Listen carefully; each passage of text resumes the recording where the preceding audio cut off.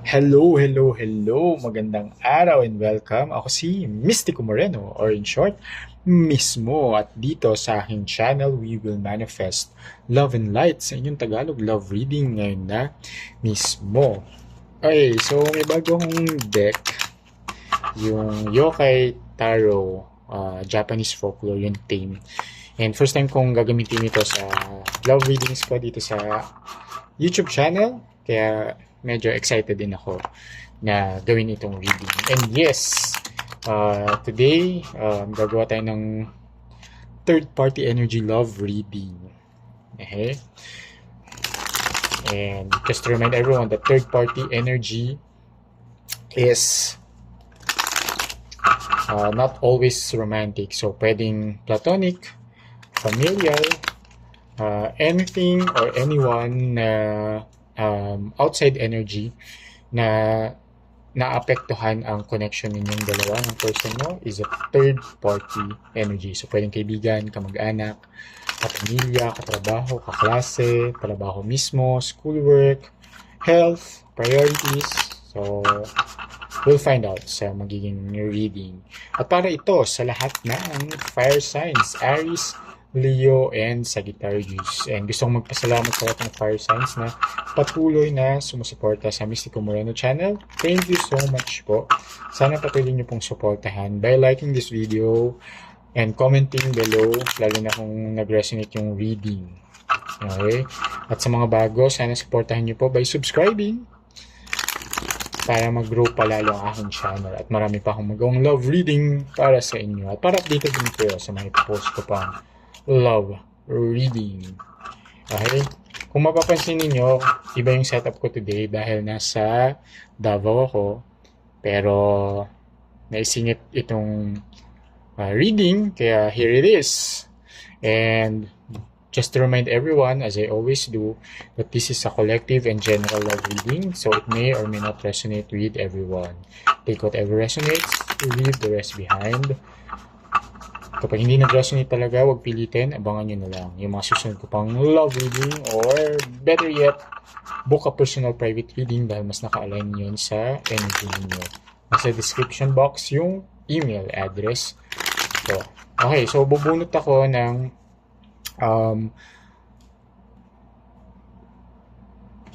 tatlong pairs. One pair for the recent past, one pair for the near future, and one pair for the present moment. And interpret natin siya kung paano siya lalabas. Okay? As a pair. Alright.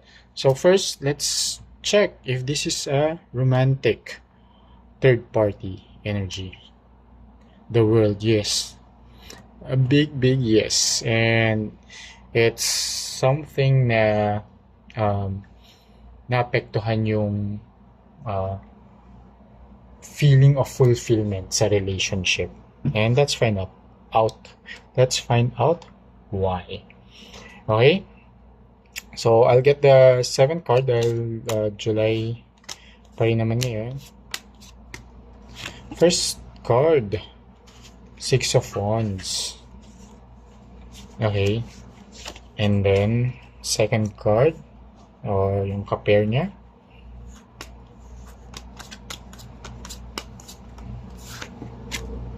Oh, the Tower. Okay. Yeah, in the recent past, because of this third-party situation, okay, some more it's romantic, nagkaroon ng either an ending, a fight, argument, something na from something happy, naging sad siya. Okay? From something na feeling nyo it's a fulfilling relationship, nag-shift siya. So with the 6 of Wands, kasi 6 of Wands is an energy or a card of success, victory, and even resilience. Pero, yun nga, parang nervous siya with the tower energy here. Yung parang successful relationship, yung akala mo na masaya, successful, fulfilling, and alam mo yun, akala mo long term na magtatagal na may loyalty, hindi pala. And ito pa yung ang masakit pa dito is it's something na um, hindi mo din talaga in-expect or nagulat ka na lang, you were sided by the events or sa mga actions or sa choices ng person mo. Okay? So, may other person involved romantically and you found out about this. Okay? Kaya, yun, parang ang nangyari is gumuho yung mundo mo in a sense in the recent past nung nalaman mo siya kasi nga ang saya-saya eh. Yung, alam mo yun, yung feeling of fulfillment nandun na parang, ito na yung happily ever after ko. Then suddenly nangyari yon and naging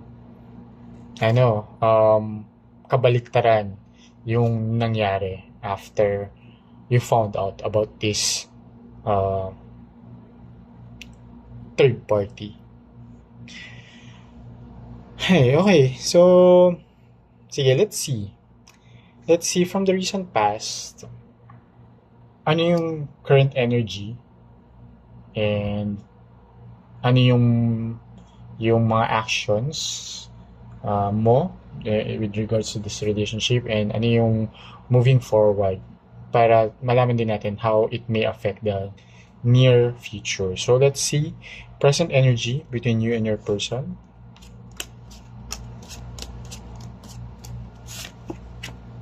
Knight of Swords. Okay.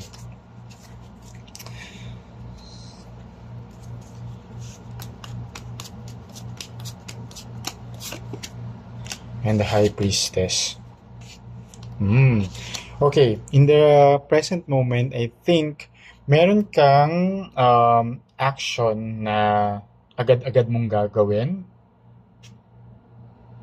dahil sinabi yon ng intuition mo. Okay? The High Priestess energy is about intuition or information that you know and tinago mo siya to use it sa future. Parang in the recent past, tinago mo siya itong information na yun. And you use it in the present moment to also protect yourself from further hurt or damage. Okay? And itong intuition mo, sinabi na, okay, gawin mo ito dahil ito yung tingin mo, sinasabi ng puso at isipan mo na nararapat mong gawin. And at the present moment, I think gagawin mo na siya. Okay? Or ginagawa mo na siya. Alright? So, with the Knight of Swords here, it's something parang instant eh. Hindi mo na parang kailangan pagnilay-nilayan pa. Hindi mo na kailangan na upuan ng ilang araw bago desisyonan kasi alam mo na umpisa pa lang or lalo na when you found out about this third party situation, ano yung kailangan mo nang gawin. Okay? Less drama actually pa ang nakakuha kong energy dito. Hindi yung tipong ay may mga pagmamakaawa or paghahabol or mga ano yun, walang masyadong drama basta alam mo na kung ano yung kailangan mong gawin, in-implement mo siya. Parang ganyan. Okay? And kasi alam mo na ito eh, nasa thoughts mo na siya eh. Itong idea na to parang gagawin mo na lang ng action eh. Pero alam mo na, parang in the recent past, nagawa mo na itong pagre-reflect, nagawa mo na itong ah, ninilay-nilay, pagmumuni-muni, at hindi na kailangang i-delay pa. Kaya at the present moment, go na. Okay?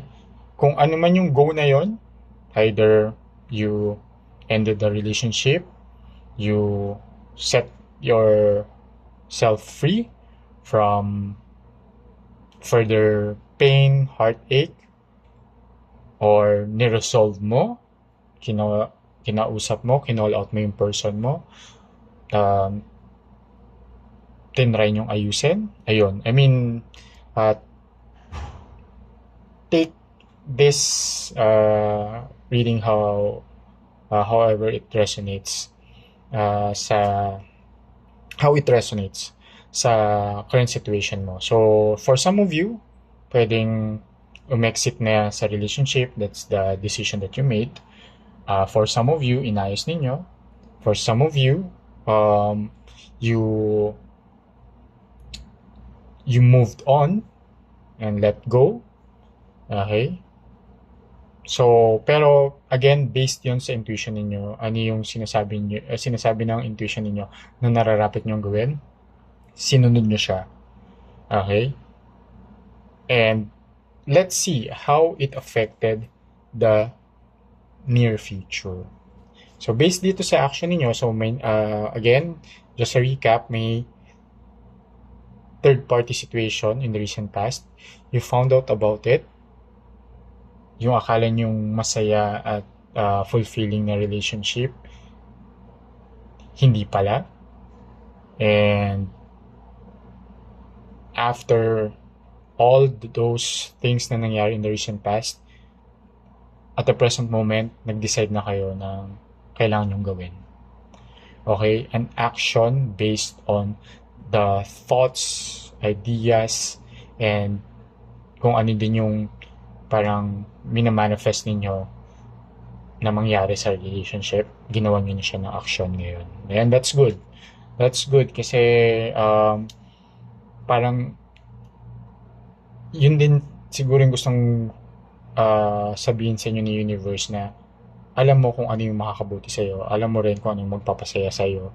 So, actionan mo na at huwag mo nang patagalin pa dahil the more you delay, the more then nahihirapan ka, nasasaktan ka. Alright, so near future, how these energies affect, may or will affect the near future. So, 8 of Cups. Oh, okay. You'll be fine. 8 of Cups. 2, 3. And 5 of Cups, yeah. In the near future, yung magiging decision mo will make you feel sad, pero temporarily lang naman. Part of it naman kasi, and what I can see is yung present moment, the action is leaning more now with this near future energy, leaning more now to setting yourself free. Okay? Parang babawiin mo yung freedom na meron ka before. Okay? Before nangyari itong lahat ng kaguluhan na to. And setting yourself free will, of course, make you feel sad. Kasi, syempre, may mga bagay na magiging memory na lang. Okay? Mga alaala na lang. Okay? Pero, kasi with the 8 of Cups showing up here, magkakaroon ng healing. You will move on. You will go on a healing journey. You will let go of the past. You will let go of this situation. Okay? And you will forgive but not forget. Okay? Magiging painful yon, for a while you're doing it, yung pag let go, yung pagpa-purge ng mga ah, sakit na naramdaman mo from the recent past, and from the decision, of course, that you uh, are doing or did at the present moment. Pero you'll be fine kasi part lang naman din na pagdaanan mo tong sadness na to, kasi it will allow you to also heal properly and move on. Okay? So, kaya mo yan. And siguro bunot na lang ako ng isa pang pair uh, for the fire signs. Ano yung advice from the universe para sa inyo? Sige. So, advice from the universe. Oh, okay. 10 of Cups. O, diba? See? Sabi sa inyo, something positive is going to happen. Oh, nice. Alright. So, 10 of Cups and Knight of Pentacles. Ang advice or pwedeng kahinatnan din afterwards. Parang a message. Sige, more of a message from the universe. So, ang sabi dito, with the sige, adjust lang natin siya. So, sabi dito, with the 10 of Cups and the Knight of Pentacles, yes, eventually you'll meet someone, okay? You'll meet someone na ipaparamdam sa inyo yung tunay na pagmamahal, the love that you really deserve, okay? And it's this new love with the 10 of Cups energy. Ito yung yung something better, something na totoong fulfilling, totoong successful, totoong magtatagal, okay? And someone will properly invest sa relationship. Okay, with the Knight of Pentacles here, there will be may action. Okay? Hindi lang puro salita. Yung sinabing I'll be faithful, gagawin. Hindi lang puro salita. Yung mga pinangako ay tutuparin. So, yeah, di ba? Kung hindi nyo i-let go to, hindi nyo ma-meet yung new person na magbibigay sa inyo ng tunay na pagmamahal. O, di ba? Kaya minsan, yun yung gustong ipagawa sa atin ng universe, di ba? Kung ano yung bagay na nasa kamay ninyo na hindi na nagsiserve ng purpose sa inyo, bitawan nyo siya para maging empty yung kamay nyo at ready siya na tumanggap ng panibagong blessings. Okay? Ayan, so sana nakatulong itong reading na to sa inyo. Abangan nyo na lang yung mga susunod ko pang love reading. And use my readings with discernment. Okay? Lahat tayo may free will. Hawak natin ang ating kapalaran. Tayo magdedesisyon kung ano yung mga dapat nating gawin sa ating buhay, yung makakabuti sa atin, nasa sa atin yun. Okay? And, yep, kita-kits na lang sa susunod ko pang love reading dito lang sa aking channel. Ako si Mystico Moreno, or in short, mismo, kita-kits. Ingat.